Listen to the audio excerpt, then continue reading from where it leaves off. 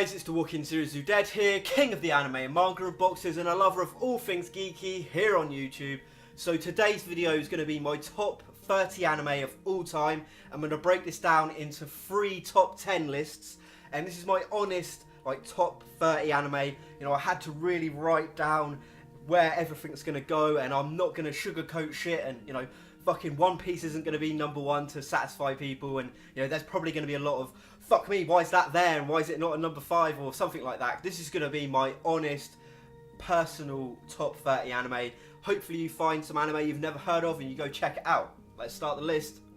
So the number 30 anime is If Blade Runner and iRobot Had a Love Child, and that is Hergo Proxy, and this is a real dark sci-fi series that follows Riel, who's like a detective, a female detective, and she's basically following this case of like these murders, and you know, it's set in this sort of like sci-fi post-apocalyptic sort of like futuristic sort of city where the outside's all like wasteland, and there are these things called proxies and auto rays, which are like these robots that are on the frink, and there's a lot of like government conspiracy and sort of like puppets pulling the strings.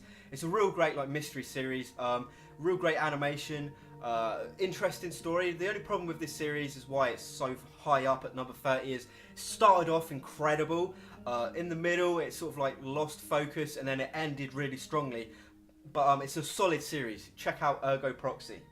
So coming in at 29 is a slice of life sci-fi series called Planets. Now this is a really quirky little series about essentially space binmen. It's about astronauts that collect space debris and space junk and stop it from, you know, crash landing down on Earth or through space stations and, you know, destroying satellites. So it's a slice of life, basically following their job as being, you know, space binmen. And then like the main character, he wants to then go on and pilot the first space shuttle. I think it's to like Jupiter or whatnot. But it's 26 episodes long, and I'd highly recommend it. It's actually a really charming little series.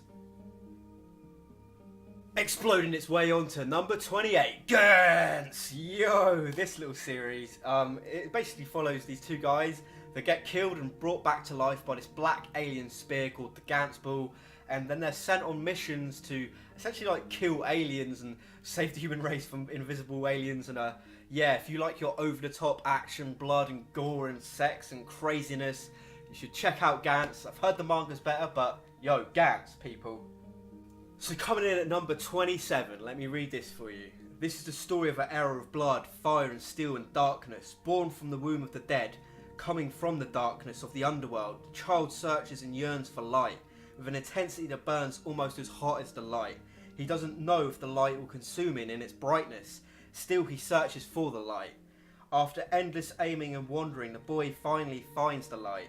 After discovering that hallowing and shining light, the boy throws himself into endless battles that shake the earth. The boy's name is Guts. The light name is Griffith. Yo, it is Berserk. This is, you know, arguably the greatest manga of all time. The anime doesn't quite, in my opinion, live up to it. You've got the new OVA movies, you've also got the TV series itself. The only thing that brings this down is essentially we've never really got a great continuation or a real perfect sort of like adaptation of the series.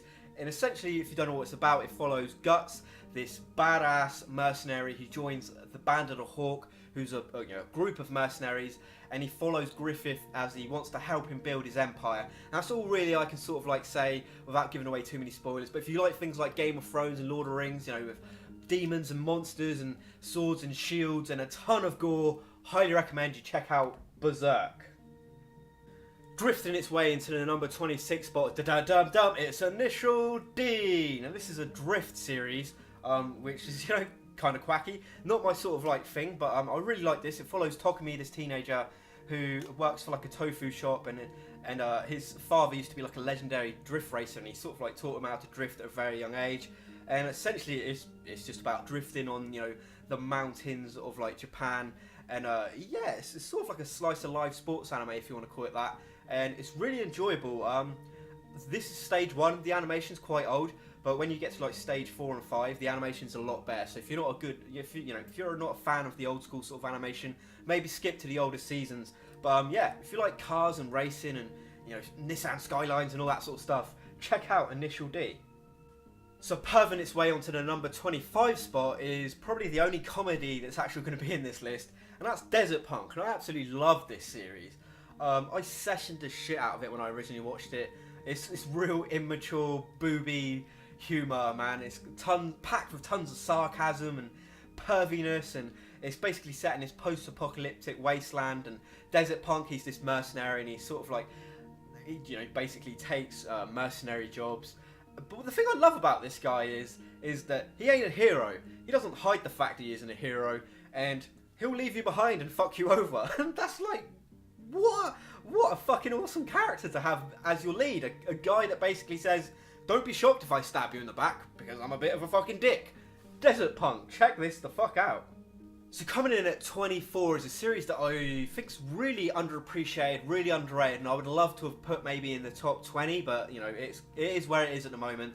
And that's Morabito Garden of the Spirit. This is a great series with a strong female character, Bolsa the Spear. It basically follows Bolsa. She's protecting this prince who has this basically like this egg to help the summer out, basically, and all the crops sort of grow. And then there's this like mystical creature that's going to try and kill the prince with the egg inside of him, and she's essentially got to basically go out in exile and hide through, you know, all of the winter to the summer to protect this prince. And basically what I can say about this series is stunning animation, incredible fight choreography, some of the best like fights with like spears and swords that I've ever seen. Takes a massive influence from like Chinese culture, and there's a real great theme of the circle of life in this series as well. Highly recommend you give Morabito a go. It is really, really good. So texting its way into the number 23 spot is Eden of the East, and I loved this series like 3-4 years ago when I originally watched it. Episode 1, the opening, was done by Oasis, one of my favourite bands of all time. I love Oasis. This follows Takezawa, this guy that wakes up naked in front of the White House with a gun and a cell phone with billions and billions of like yen on it, and it basically follows this plot where there are these, I think if I remember rightly, it's like 9 or 10 people that have got these phones, and they've got to change the face of Japan with this essentially unlimited amount of money, and if they don't, they get tracked down and murdered. So this is a great mystery series, beautiful animation, really engrossing sort of like storyline. It's got 2 movies, which if I'm honest, they were fucking boring, but the television series is great. Check out Eden of the East. So creating a bit of controversy at 22 is a series that I know a lot of you are going to be going, this should be top 5, this is my number 1 anime. And I thought it was good, I thought it was solid but very average. FateZero, yeah I know, FateZero, I've put this really high on my list. It basically follows the Holy Grail War, where you've got these masters that have servants like Berserker, Saber, Rider, Archer, Lancer. You know, they've all got their special abilities. You can figure it out from the names what they're like, and whoever wins gets the Holy Grail and they get a wish. I can say about this, it's got great animation, awesome dubbing, it's got an interesting story, but for me it's missing an X factor that truly pushes it into my like top 10 or my top 20 part of the list. And honestly, I thought it was just a solid average series. Nothing truly stood out for me. I loved Ryder, amazing character, funny as fuck. He's a badass. Archer, another badass. The ending for me was a bit confusing and fell flat. But, you know, honestly, check it out because I know a lot of people love FateZero. So the number 21 spot goes to Phantom Requiem of the Phantom. This is a great mafia series and I really loved it. It follows Zwei, who's this young man who witnesses a mafia like hit, and then he's basically kidnapped, brainwashed, you know, all of his motions are like wiped, and he's turned into assassin for Inferno, this mafia group, and he's trained by Zwei, Zwei, if you get what I mean. So yeah, this is a great mafia series and I really enjoyed it. Brilliant action, gunfights, great animation, some interesting characters, cool storyline. You know, it's a ballsy series that will kill you. You know, you're investing some characters and they'll just like kill the motherfuckers off. And I really enjoyed that about the series. Definitely recommend you should check this out. And this would have been in my top 20, I think, but there were just some things that I thought, shit, I forgot that's gonna have to go in there, and this pushed it out of my top 20. But yeah, brilliant series. Definitely check out Phantom Requiem.